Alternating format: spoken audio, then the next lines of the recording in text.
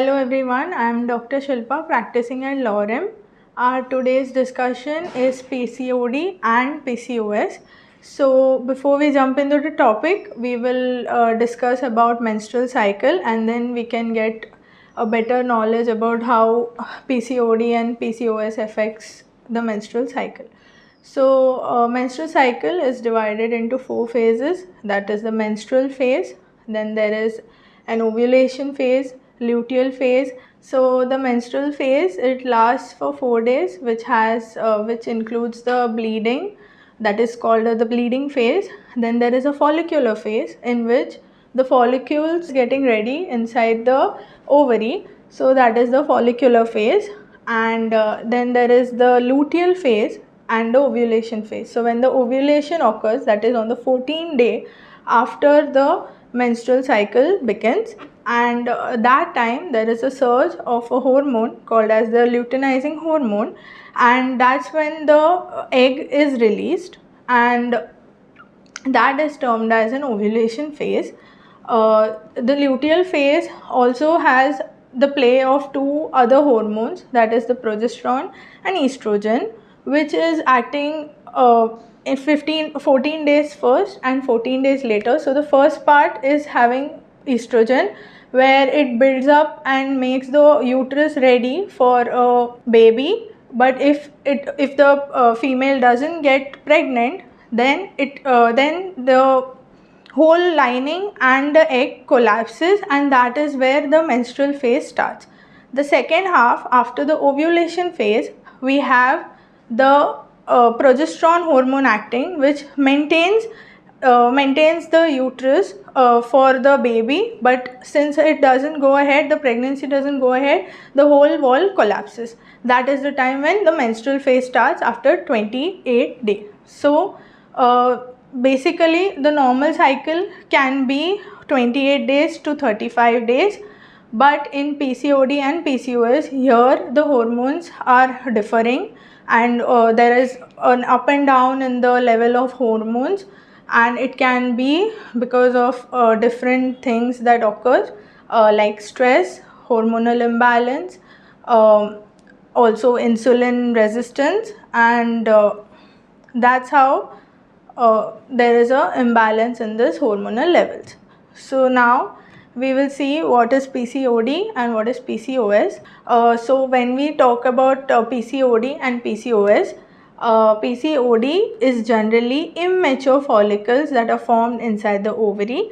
So the follicle is ready, but it doesn't get out from the ovary. Usually that is the process, but because of in this PCOD, that is polycystic ovarian disease, where because of these imbalances, because of sudden weight gain or sudden stress to the body, the egg doesn't get released, and that is the time when many eggs keep forming and there is an irregular period.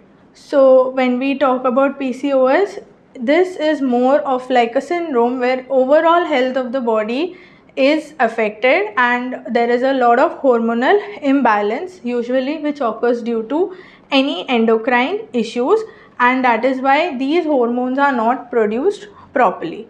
So next, let's see the next one. Main causes can be genetic, it can be a hormonal imbalance, as I already explained, then stress and lifestyle. So lifestyle is a main thing here, because we always usually eat unhealthy, and all those things can add on to such things in future.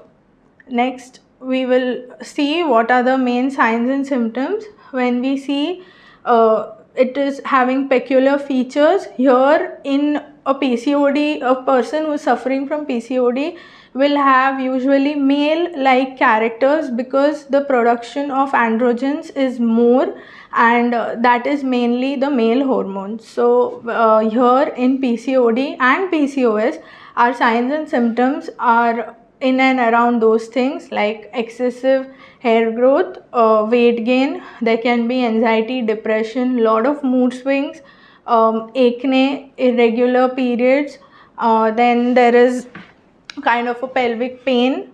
When they have periods, they have a lot of pelvic pain, Then there can be appearance of small skin tags, okay, excessive facial hair, overall deposition of fat in and around the tummy area. So also sometimes, because there can be also sleep deprivation because of the hormonal imbalances. Then let's see the complications. About the complications, it's mainly, so such things can cause effect in the fertility, because there we can see infertility in such people, because we can't track how the periods are going to come, and also the hormones that are necessary to support pregnancy, that is also affected. So we can see infertility, type 2 diabetes, also insulin resistance. Insulin is one of the main thing that actually takes the hormones to the next level, and here insulin resistance also causes the hormonal imbalance. Then we have any such females usually go through a premature birth, like the kids born will be difficult to conceive. There can be sleep apnea, depression, and all these things. So diagnosis, so how are you going to diagnose this? So if a female misses periods for more than 3 months, and it is because of a sudden weight gain or certain kind of stressful part in life that they have gone through, then it's better to get tested, mainly blood tests, in which you can check the sugar levels, you can check the hormone levels, which will give a clear indication. Also thyroid, all these things actually directly or indirectly play a role in this. And then there is cholesterol levels, because obviously we have just spoken about the fat deposition, and that's how this also acts. And then there is ultrasound actually clearly shows that the polycystic appearance, that is like many cysts that appear, which are actually immature follicles, are appearing on the ovary. So it's more easier to find out and understand that why certain things are happening. Then we see the treatment. Usually in medical, they usually give oral contraceptive pills, that is to get the periods regularized. And then there is in physiotherapy, as physios we are using certain exercises, pelvic floor muscle training. We are trying to counsel them, make them understand how important it is, and losing weight can be a good way to go. Nutrition also plays a very important role. Mainly we target aerobic exercises, strengthening exercises, and those exercises that will help a person to get fitter, both in cardio as well as strength. Then last, that we want to, and also some electrical techniques, electric modalities that we use is TENS, hot packs, and all these things help us to relieve the period pain. And when there is stress in life, we obviously want to teach them relaxation techniques, so that is also one point. To summarize, PCOD and PCOS are two different things, but all related to the same concern, that is women.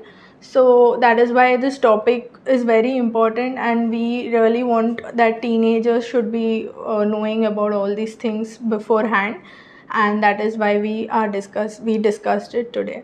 So that's from my side. PCOD and PCOS. PCOD is much easier to, so there is no particular treatment, but PCOD is much easier to deal with.